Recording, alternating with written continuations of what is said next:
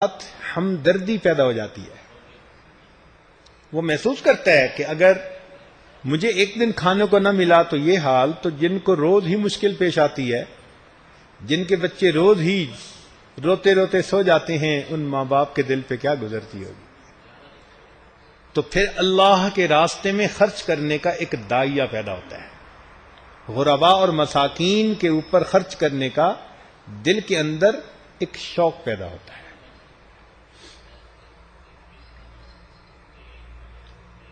پانی اللہ رب العزت کی کتنی بڑی نعمت ہے، لیکن چونکہ وافر ہے ہمیں اس کی قدر و قیمت کا احساس ہی نہیں ہوتا.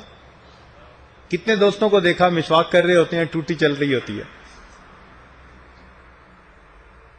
بھئی ٹوٹی کا جو پانی بہہ رہا ہے بلا مقصد، یہ تو اسراف ہے، فضول خرچی ہے. لیکن چونکہ اویلیبل ہے، کر برش رہے ہیں، ٹوٹی کو کھولا ہوا ہے. اور اگر پیاسا رہنا پڑے روزے کے لیے، اب پانی کی قدر و قیمت کا پتہ چلا کہ ایک گھونٹ کی کیا قیمت ہے. اب اللہ رب العزت کی نعمت کی قدردانی آ گئی.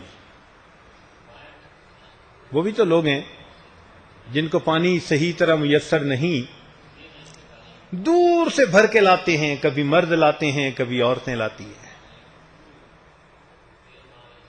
تو ہم اللہ رب العزت کی اس نعمت کی قدردانی کریں.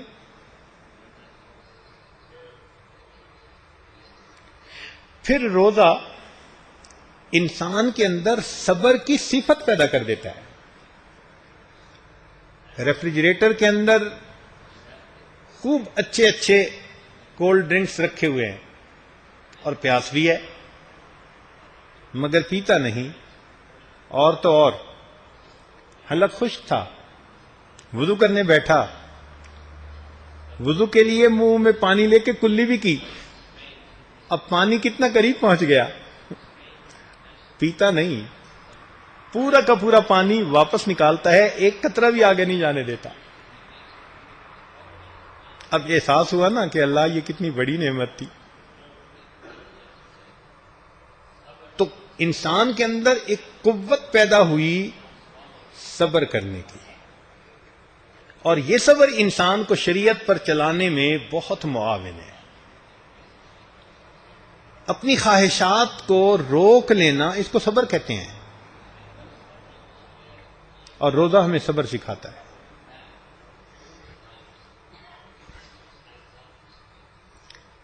پھر روزہ انسان کے اندر ملکوتی صفات پیدا کرتا ہے، اس لیے کہ فرشتے کھاتے پیتے نہیں ہیں. تو جب ہم بھی کچھ وقت کے لیے نہیں کھاتے پیتے تو ہمارے اندر وہی صفت آتی ہے، وہ نور آ جاتا ہے. تو معلوم ہوا کہ یہ جو صوم انسان پر فرض کیا گیا، اس کا مقصد انسان کا اپنا فائدہ تھا، بتانا مقصد تھا کہ اے پیارو، اگر تم ایک مہینہ کے لیے جائز چیزوں کو ہمارے لیے چھوڑ سکتے ہو تو بقیہ حصہ جو ہے سال کا، اس میں تم حرام چیزوں کو ہماری خاطر کیوں نہیں چھوڑ سکتے. تو اس لیے روزوں کو فرض کر دیا گیا. اور دیکھیں یہ چھوٹی سی ایک عبادت ہے، کوئی بہت مشقتوں والی نہیں ہے.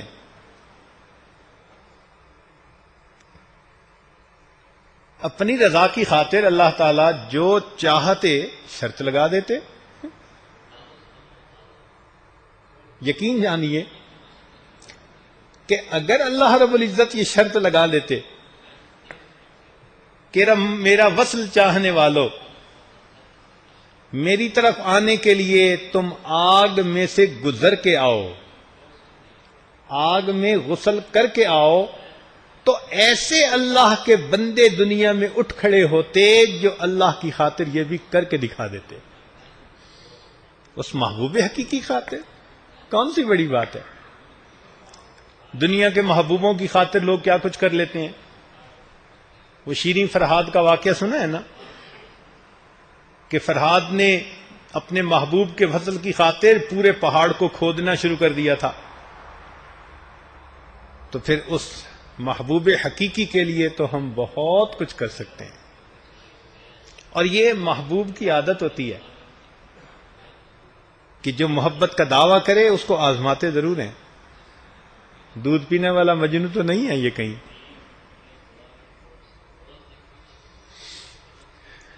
کسی نے کہا میرے گھر کے راستے میں کوئی کہکشاں نہیں ہے، انہی پتھروں پہ چل کر اگر آ سکو تو آؤ. اللہ رب العزت نے بھی فرما دیا میرے بندے میرے تک آنا چاہتے ہو، ذرا ایک مہینہ بھوکا پیاسا رہ کے تو دکھاؤ نا ہماری خاطر، تمہاری محبت کتنی ہے. تو مومن کو تو اس پہ خوش ہونا چاہیے. کچھ پانے کے لیے کچھ کھونا پڑتا ہے، لینے کے لیے کچھ دینا پڑتا ہے. اللہ رب العزت کے وصل حاصل کرنے کی خاطر اتنی چھوٹی سی شرط، سبحان اللہ. اللہ رب العزت نے کام بہت آسان کر دیا. وہ چاہتے تو 12 میں سے 11 مہینے رمضان بنا سکتے تھے، پھر کیا ہوتا؟ اور شروع میں تو دن اور رات دونوں کا روزہ ہوتا تھا. اللہ نے احسان فرما دیا، کتنی مہربانی فرما دی. چنانچہ یہ جو کتب علیکم الصیام ہے یہ بتا رہا ہے کہ روزوں کو ہمارے اپنے فائدے کے لیے اللہ رب العزت نے فرض کیا. اس کے باوجود ذہن میں ایک بات آتی ہے کہ آقا نے جو پابندی لگائی تو آخر کوئی وجہ تو ہے. تو اللہ رب العزت نے تسلی کی بات کر دی. کیا فرما دیا؟ کما کتب علی الذین من قبلکم، جیسے کہ یہ روزے تم سے پہلوں پر فرض کیے گئے. تسلی مل گئی کہ نئی پابندی نہیں لگی، یہ ایک عبادت پہلوں سے چلی آ رہی تھی. اللہ رب العزت نے اسی عبادت کو ہم پر بھی فرض فرما دیا. تو خفا نہیں ہے بلکہ اسی عبادت کو جاری فرما دیا. تو مومن کے دل کو تسلی ہو جاتی ہے یہ پڑھ کر. تاہم روزہ ایک ایسی عجیب عبادت ہے کہ اس کو مکہ مکرمہ سے مناسبت، نبی علیہ السلام سے مناسبت، قرآن سے مناسبت، اللہ رب العزت سے مناسبت. اللہ اکبر. مکہ مکرمہ سے مناسبت کیسے ہوئی بھائی؟ حدیث پاک میں آتا ہے کہ قرب قیامت میں دجال آئے گا، پوری دنیا کا دورہ کرے گا، لیکن مکہ مکرمہ سے اس کو دور رکھا جائے گا. فرشتے پہرا دے رہے ہوں گے، دجال اندر نہیں جا سکے گا. ہاں زلزلہ آئے گا اور جو کمزور لوگ ہوں گے وہ خود ہی باہر نکل آئیں گے، مگر دجال کو مکہ مکرمہ سے دور رکھا جائے گا. تو اگر مکہ مکرمہ سے اللہ نے دجال کو دور رکھا تو اللہ رب العزت نے اپنے رمضان سے شیطان دجال کو بھی دور رکھا. حدیث پاک میں آتا ہے کہ جبریل علیہ السلام کو حکم ہوتا ہے جاؤ اور بڑے جو سرکش شیاطین ہیں ان کو قید کر دو تاکہ میرے محبوب صلی اللہ علیہ وسلم کی امتیوں کے روزوں کو خراب نہ کر سکے. مناسبت ہوئی نا ایک نبی علیہ الصلوۃ والسلام کے ساتھ مناسبت. وہ کیسے کہ نبی علیہ الصلوۃ والسلام قیامت کے دن امت کی شفاعت فرمائیں گے. تو جس طرح نبی علیہ الصلوۃ والسلام شفاعت فرمائیں گے، حدیث پاک میں آتا ہے کہ الصیام والقرآن یشفعان، یہ رمضان کا مہینہ یعنی روزے بھی رکھنے والوں کی قیامت کے دن شفاعت فرمائیں. مناسبت ہوئی. اچھا ایک مناسبت قرآن کے ساتھ، وہ کیسے؟ قرآن مجید جہاں بھی پڑھا جائے وَإِذَا قُرِئَ الْقُرْآنُ فَاسْتَمِعُوا لَهُ وَأَنصِتُوا لَعَلَّكُمْ تُرْحَمُونَ، قرآن مجید سے پتہ چل رہا ہے کہ اللہ رب العزت رحمتیں برساتے ہیں. تو قرآن رحمتوں کے نزول کا سبب بنا. رمضان بھی حدیث پاک کے مطابق رحمتوں کے نزول کا سبب بنا. نبی علیہ السلام نے رمضان کا نام شہر الرحمہ فرمایا، رحمت کا مہینہ. خاص اللہ کی رحمتیں اس مہینے میں نازل ہوتی، وہ بھی رحمت کے نزول کا سبب، اور رمضان بھی رحمت کے نزول کا سبب.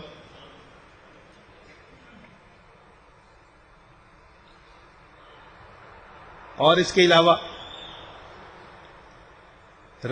جو قرآن مجید ہے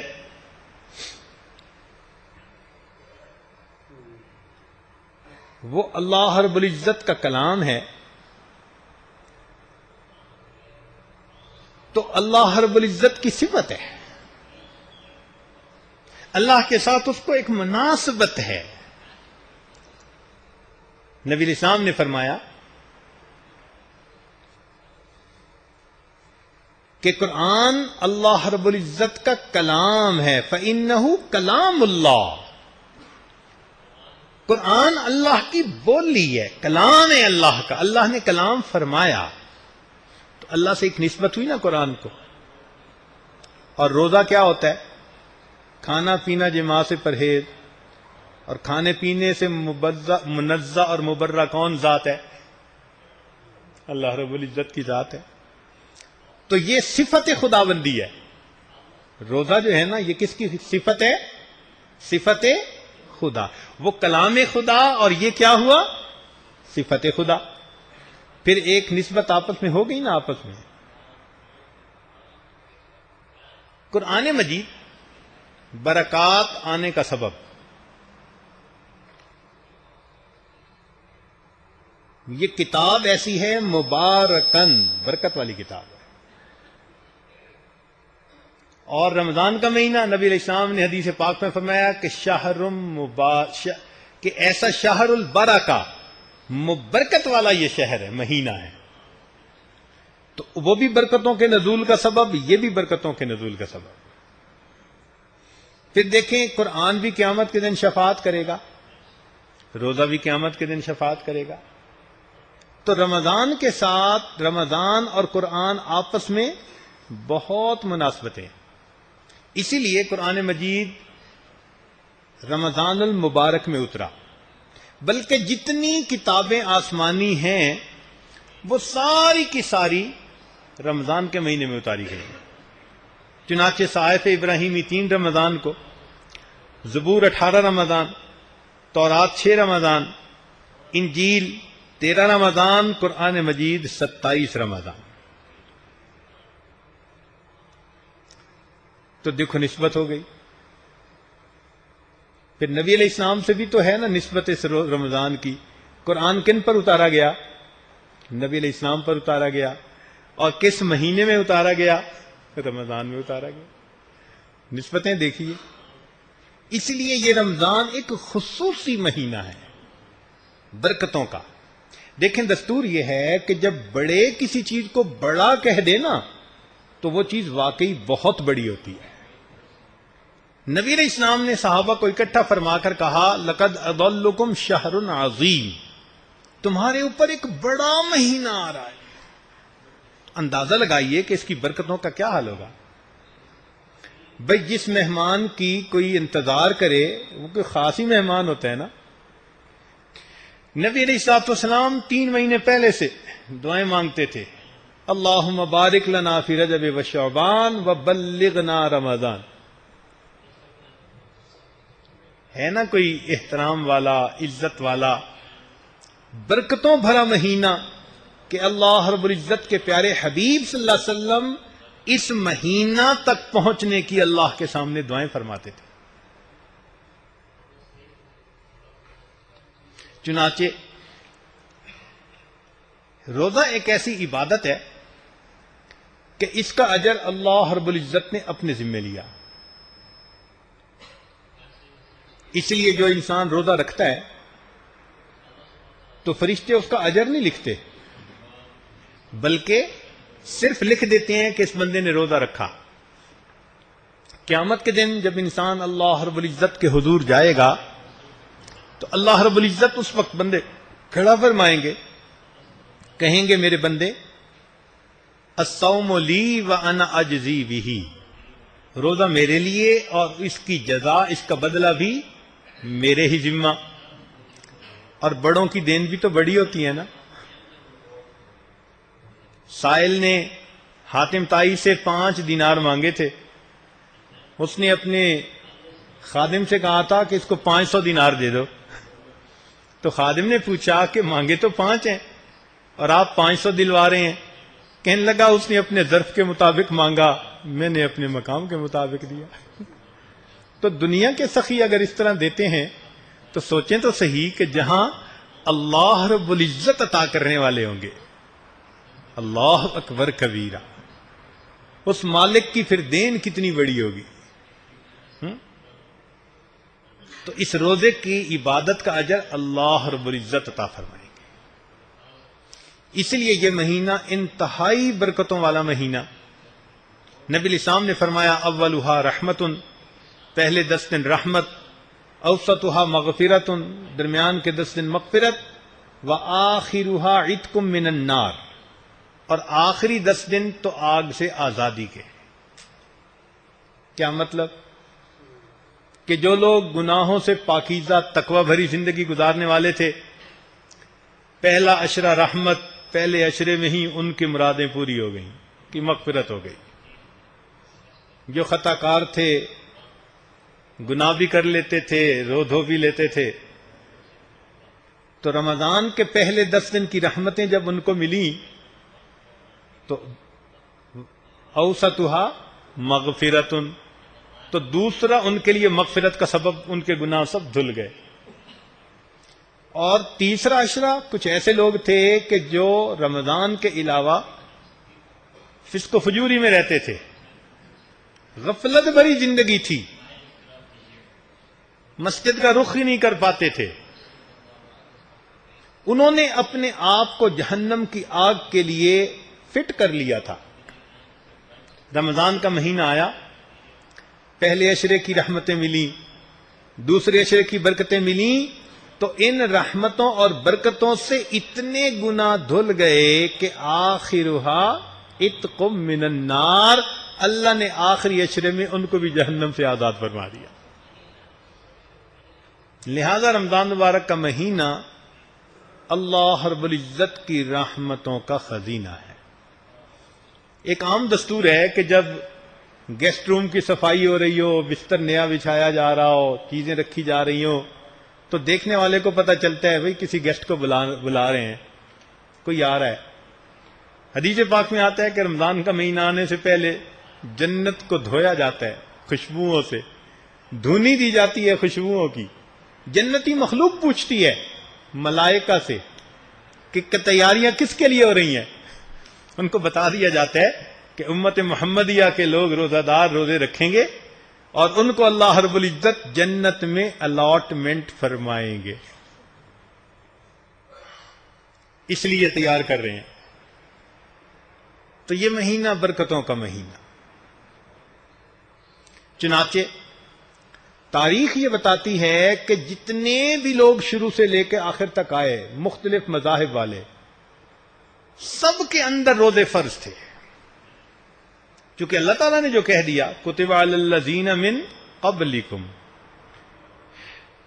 چنانچہ حضرت عیسیٰ علیہ السلام 2 مہینہ کے روزے رکھتے تھے،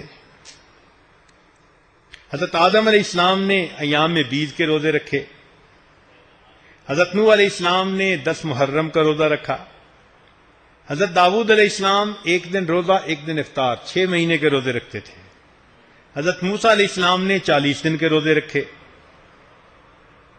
حتیٰ کہ برہمن ہندو لوگ وہ 24 روزے اور اس کا نام برت رکھا انہوں نے۔ جینی دھرم میں بھی 40 دن کے روزے۔ تو اللہ کی شان دیکھو کہ نبی علیہ السلام نے ایک ایسی بات فرمائی کہ آج دنیا کے محقق اس کو تسلیم کرنے کے سوا کوئی چارہ نہیں رکھتے، کہتے ہیں جی بالکل صحیح بات کہی گئی، قرآن مجید کی حقانیت کا ثبوت ہے نا۔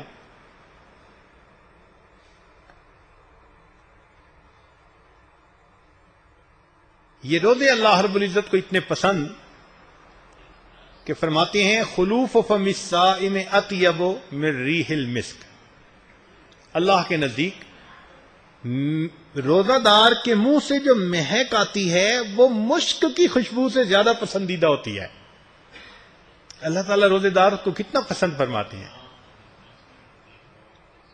روزے رکھنے کا مختلف تین درجات ہیں۔ ایک تو یہ ہوا کہ انسان کھانا پینا اور جماع اس سے پرہیز کرے،